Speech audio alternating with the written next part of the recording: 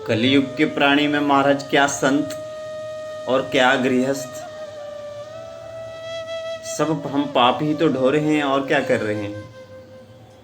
इसका अगर आपको दृष्टांत समझना है तो आपको पद्म पुराण में उस प्रसंग को पढ़ना चाहिए, सुनना चाहिए, जिसमें नारद जी कलयुग की व्यथा आंखों देखी सुना रहे हैं। एक बार की बात है, छोटा सा वृत्तांत है, सुन लीजिए।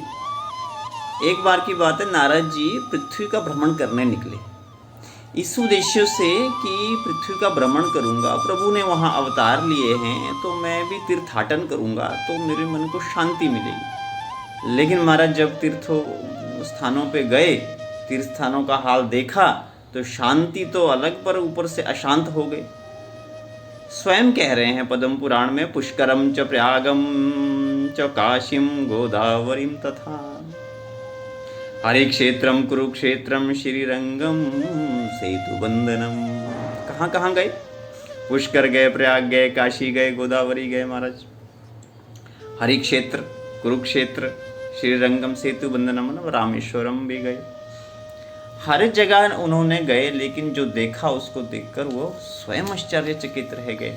एक अन्य श्लोक में कह रहे हैं सबकी व्यथा, पहले तो सबकी इकट्ठी कह रहे हैं, फिर संतों की अलग कह रहे हैं और गृहस्थों की अलग कह रहे हैं। आज आप देख लो, जाके प्रैक्टिकल कर लीजिए, साक्षात देख लीजिए, ऐसा ही मिलेगा जैसा नारद जी कह रहे हैं।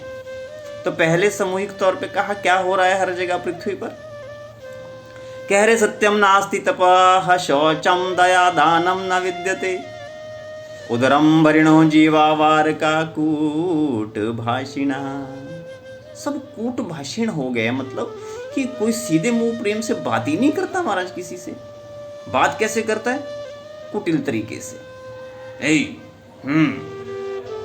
घर में क्या, बाहर क्या, रिश्तों में क्या, बच्चों में क्या, पति पत्नी में क्या, सब में, यहाँ तक पिता पुत्र में सीधे मुंह बात नहीं होती, टेढ़ी टेढ़ी बात होगी। वही कह रहे हैं कूट भाषण, सब कूट भाषण करते हैं महाराज। शुरू में कह रहे हैं सत्यम नास्ति तपः शौचम दया दानम न विद्यते। सत्य नहीं है, तप नहीं है, तप कोई नहीं करता। शौच मतलब शुद्धि नहीं है, दान कोई नहीं करता।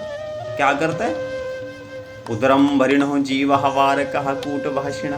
कर क्या रहे हैं? उदर भरण कर रहे हैं, सिर्फ पेट पाल रहे हैं और कुछ भी नहीं कर रहे हैं। और वो कौन कर रहा है?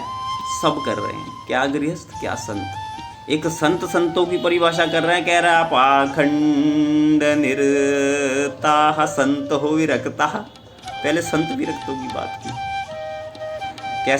कैसे हैं संत आज?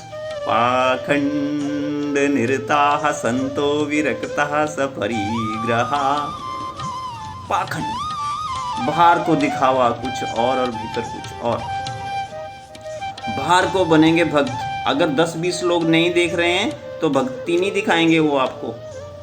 फिर उनके ना तो अश्रु निकलेंगे, ना फिर आपका उनका भाव आएगा, ना वो फिर जपना माला, ना यज्ञ पवित्र, कुछ नहीं, दया ना दान। हाँ, अगर कहीं दिखावा करना है उसमें मास्टर। मैं तो यहाँ तक कहूँगा, अगर नारद जी ये वृतांत दे रहे हैं तो मैं ये कहूँगा कि संतों से ठीक तो कम से कम फिर गृहस्थ है।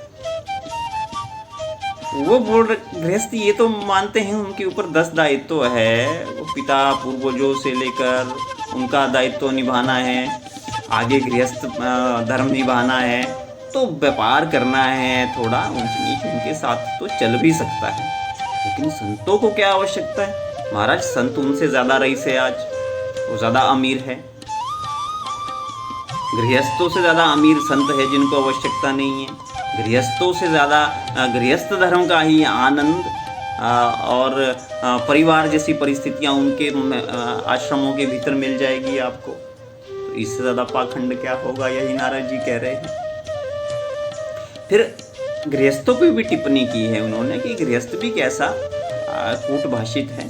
कह रहे हैं तरुणी प्रभुता गेहे शाल को बुद्धिदायक। एक अन्य श्लोक में कह रहे हैं कन्या विक्रयणो लोभा दंपति नाम च कलकनम।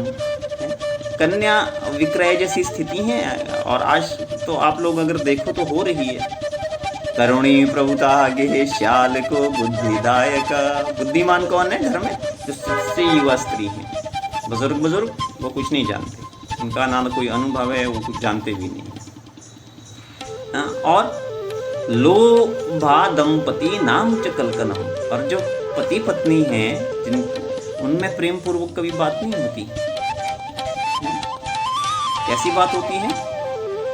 लोभ दंपति नाम, लोभ से भरे हुए कटु भाषा का इस्तेमाल एक दूसरे के लिए करते हैं। ना योगी न आव सिद्ध हो ना ज्ञानी। अब ना कोई योगी है, ना ज्ञानी है, ना सिद्ध है। जो हाल गृहस्थों का है उससे ज्यादा बुरा हाल संतों का है। ये नारद जी कह रहे हैं, हम नहीं कह रहे। ठीक है, ग्रंथों में लिखा है, पद्म पुराण के ये श्लोक है जो हम आपको बता रहे हैं।